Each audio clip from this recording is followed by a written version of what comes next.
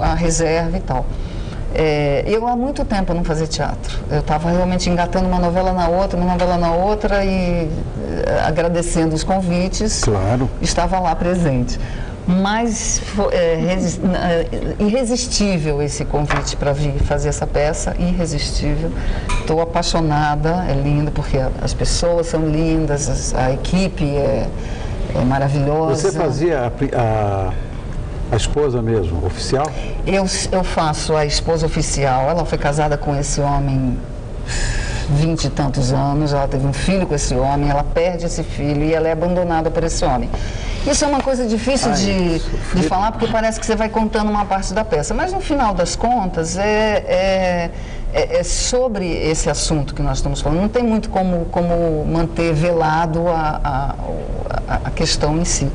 Então é uma posição difícil, é uma mulher que dedicou a vida para esse homem e acreditou nesse homem. E de repente ela se vê sozinha e quando esse homem morre é que ela já ela já sabia da existência da amante, mas ela não sabia da existência desta pequena criatura. Então é um momento muito delicado. Pequena criatura, né? A gente não contou. Não, mas a gente não precisa contar. Eu vou contar, tá? Fala, jogo aqui com o Rony, já falei que ele era ele. Tudo. O detalhe da minha personagem é que ela está grávida de 9 meses. E a minha personagem não tem mãe, não tem pai, está sozinha. E esse homem morre. E quem que ela tem na frente dela nesse dia? Essas lindezas. Nem tão lindezas assim no momento, né? Claro. Mas tem uma tentativa de aproximação da minha personagem, porque é uma menina, ela é nova, ela tem 20 anos. E está grávida e sozinha, ela vê uma esperança nessas duas, né? Foi difícil para você fazer com 12 anos de idade que você tem? Eu tenho um pouquinho mais, Rony. Eu tenho um pouquinho mais que a personagem, tenho 29. A personagem tem 20.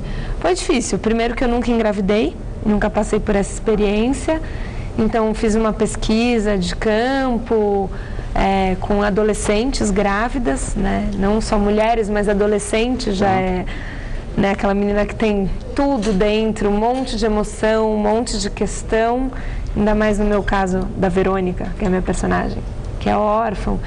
Enfim, é muita coisa, né, para uma menina viver o que ela vive. Tem um viezinho de amargura nesse texto, não? Tem um tango, porque é argentino. É uma letra de tango. Tá perfeitamente explicado. Agora eu te dei a dica, sim. né? Porque, segredo entre mulheres é uma coisa que eu, pessoalmente, não acredito.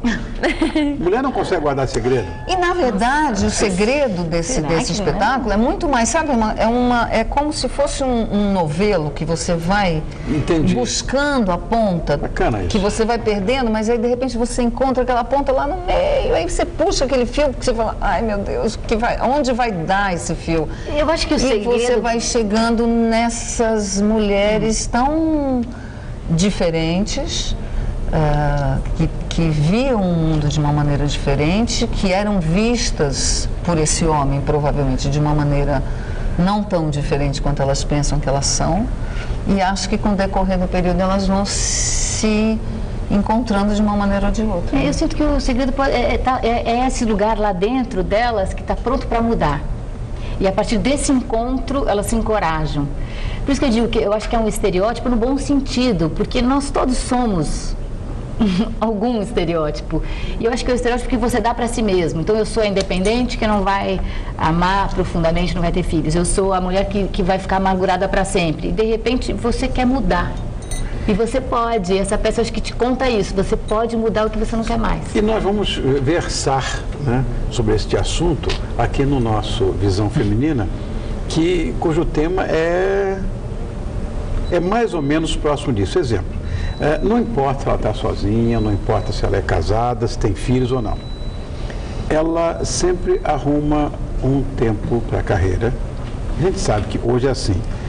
Para o seu bonitão, sim, é multifacetado, para casa, para a saúde, está sempre linda, forte, mas ao mesmo tempo delicada, vive com coragem, sempre tem uma palavra doce para te confortar. Eu estou passando minha experiência vivencial. Topa tudo, é decidida, procura fazer tudo com perfeição. Essa é uma mulher, para mim, com M maiúsculo. Mesmo. Meninas, eu tenho certeza que vocês são mulheres assim. Com M maiúsculo. Que gentileza. Qual é o segredo para ser um mulherão desse? Silêncio aqui. Mas eu acho que é um pouco disso que você falou. Se você consegue um pouco, né, em cada pedaço da sua vida, porque tem uma parte do texto que a gente fala de que o amor é uma parte da vida, que tem todas essas outras, a família, o trabalho, a sua saúde, o seu bem-estar, enfim. Eu acho que se você consegue administrar um pouquinho de cada da melhor maneira possível, obviamente você está sendo uma boa mulher, não? Não, e acho que se você consegue ter verdade no seu caminho, na sua trajetória, seja ela qual for, quer dizer, e arrumar um bom companheiro com uma alma feminina, como você, por exemplo. Sim, porque homens com alma feminina são fundamentais. Eu tenho visão feminina. E eu acho que o homem com alma feminina consegue, quando casado com uma boa mulher de alma forte, talvez até um pouco equilibrada entre o masculino e o feminino, consegue trazer ela consegue ser quem ela se pretende, assim como o homem. O homem inteiro também faz a mesma coisa.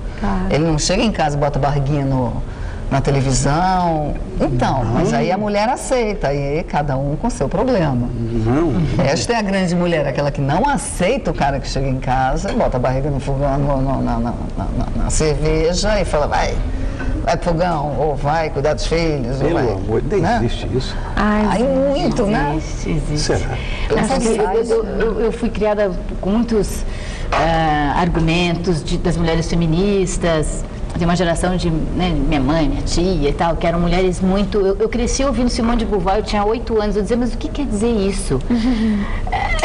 O cara que leu Jean-Paul Sartre e Simone de Beauvoir quando era garoto, que era beatnik, existencialista, está na sua frente. Não, eu pequena minha mãe dizia assim, não se nasce mulher, torna-se mulher. Eu dizia, do que se trata? Eu posso só ser assim e vai dar tudo certo, né? Então eu sempre tive uma dificuldade com como é que vai ser, né? Eu acho que eu sempre fui muito conflitiva nesse aspecto.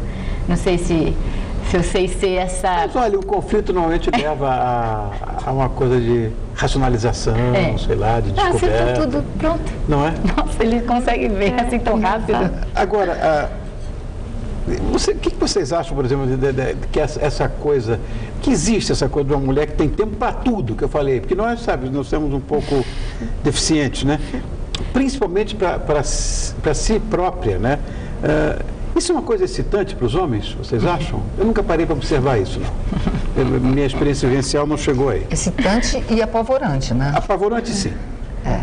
After you, disse. Gente, está lindo de morrer, parabéns. Nossa, entra aqui, Mirella. Entra aqui nessa história nossa aqui, Mirella. Nossa, eu acho que assusta os homens. Assusta, né? Eu acho. Mas isso é bom. Bom pra você. Para quem leva o susto, não, Mireia. Te assusta, Rony? Até certo ponto, sim. Mas eu acho que, muitas vezes, a delicadeza masculina impede que essas coisas possam acontecer. Porque existe a lei de ação e reação. Sim. Você não pode, seguramente, plantar manga e querer colher banana. Não existe isso. Você pode, a semeadura ela é obrigatória, ela é aleatória, mas a colheita é obrigatória. Sim. Então, se você trata a sua companheira com toda a delicadeza do mundo, se você não vai conseguir se olhar no espelho, se você vir ela por alguma acaso pegar numa maçaneta, puxar uma cadeira para sentar, se você age assim, com toda certeza, ela não vai ser essa coisa assustadora, pelo contrário. A mulher ela tem aquele aspecto de fragilidade, mas na verdade ela é vidro blindado. Ela é mais resistente à dor, ela é mais competente, ela é mais determinada. Essa é a minha visão, sei lá. A gente fica aqui assim. Para! Ai, que delícia. Mas eu acho que isso é em tudo, né, Rony? Assim, mesmo criando filhos e tal. É engraçado porque às vezes você tenta uma linguagem mais delicada, que eu acho que a única maneira de combater uma grosseria é na delicadeza. eu tenho filhos adolescentes e esse é o tema, né? Porque a coisa toda é mais impulsiva, explosiva, né? Nesse momento.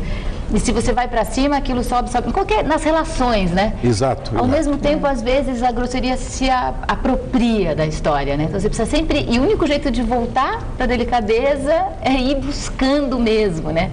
Em cada coisa. E acho que para tudo. A gente está falando de mulher, acho que muitas vezes as mulheres não têm consciência, né? Não tem formação, às vezes, para querer, né? Quando a Marta fala isso, fala de uma mulher super consciente. Às vezes elas não...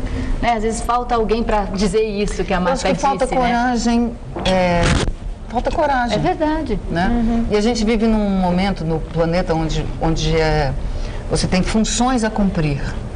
Quer dizer, na realidade, a gente colocou isso. Eu não sei se é uma máquina que está escrito isso. Exato. Não é? Exato. Elas não existem. Então, você tem que ter coragem de romper o que está se dizendo que, né, no momento atual, que é o que você tem que fazer. Quem disse que eu tenho que fazer? Uhum. Então, quem disse que eu tenho que me desdobrar em 25 mil e descobrir coisas que na realidade, a gente está um pouco regredindo nessa situação, né? Então, acho que falta um pouco de coragem mesmo. Claro. Bonitão, esse texto agora é para você. Todo mundo já sabe que nós, homens, não conseguimos fazer duas coisas ao mesmo tempo. O que aqui, você é meu companheiro nisso, você sabe. O que aqui é completamente às avessas. Eu tenho repetido aqui que a bonitinha consegue assoviar e chupar cana ao mesmo tempo. Nós, se por algum acaso, isso é uma metáfora minha, se o homem se mascar chiclete e andar, cai. Não consegue. Eu não sei como vocês conseguem, né, compartimentar isso, ou seja, arrumar tempo para tanta coisa, ou essa coisa pluricéfala. Fala no telefone, vê não sei o que lá, escreve, tudo ao mesmo tempo. E você acha que isso é uma coisa de mulher? Não, sem dúvida alguma. Porque isso é uma coisa um pouco da geração atual também. Não, você conhece algum homem que faça isso? Me apresenta ele. Eu conheço meu marido. Parabéns, meu marido, Marta. assim, ele, por exemplo, ele fica vendo o futebol na televisão, aí ele ouve no rádio outra partida que não tem nada a ver com aquela. Ele tem um outro rádio na outra orelha, ele está escrevendo as coisas dele, porque ele escreve. E, ao mesmo tempo, depois ele está ouvindo o que se fala sobre aquilo, ou a conclusão daquilo, ele está falando no telefone com não sei quem, é uma coisa impressionante. E lendo um livro, às vezes. Sim. E depois você pergunta para ele o que aconteceu em cada coisa dessa, e ele sabe. Então, acho que é um pouco também... Lá dentro, tá pensando o que ele vai dizer. Eu não sei fazer nada disso. Não. Eu nunca ouvi falar. Nunca ouvi falar nisso. É verdade. Mas ele tem uma alma feminina enorme, que nem a sua. Olha, que para mim isso é uma surpresa, você não tem ideia, porque eu não conheço. Uma pessoa que seja assim, bicéfala, eu conheci homem, meu pai. Ele consegue, de fato, fazer duas coisas ao mesmo tempo. Como ouvir rádio, escrever. Mas eu não conheço nenhum homem que seja tão plural. Mas acho que está dizendo também coisas Cuide muito... dele.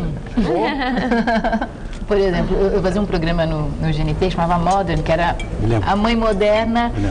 Como é que você concilia maternidade com trabalho? Tinha uma cena muito engraçada, que era uma mãe no meio de uma reunião, ela atendendo o telefone e apartando a briga dos filhos no meio da reunião. Agora chama a Laurinha. Agora chama fulano. Olha aqui, você vai para o quarto e ninguém percebia na reunião e ela voltava. Daqui a pouco tocava de novo, ela voltava. Você foi para o quarto, agora você vai para a sala. É um pouco isso. Agora, é malabarismo mesmo, né? Malabarismo. E coisas diversas. Agora, eu acho que antigamente a gente queria receber nota 10. Hoje a gente está topando um 7. Não precisa ser 10, não precisa dar conta de tudo. É bom isso. Vamos ficar com 7, gente? Não precisa fazer isso, aquilo, vou chegar no estado que a gente chega.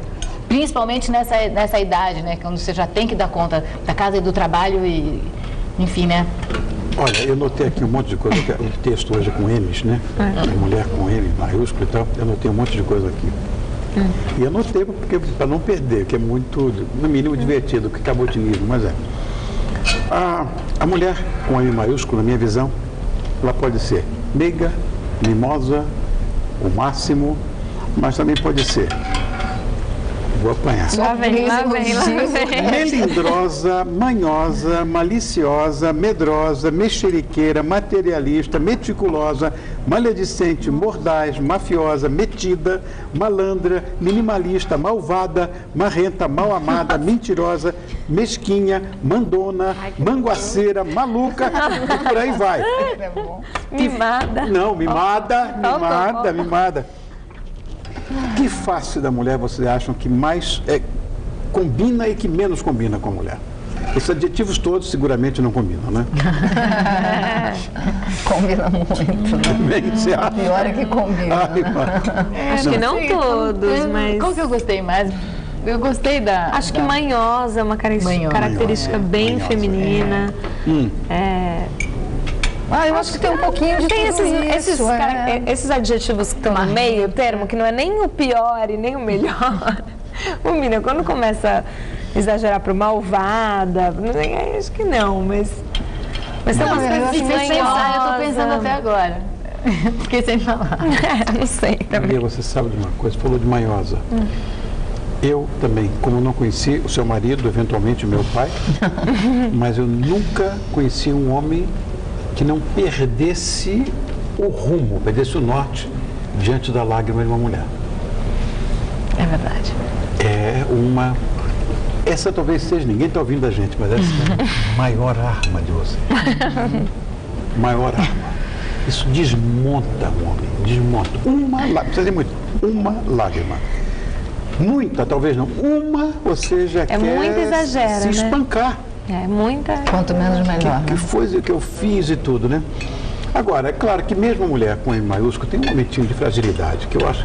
Se o homem tem, imagina, a mulher tem mais ainda. Quando vocês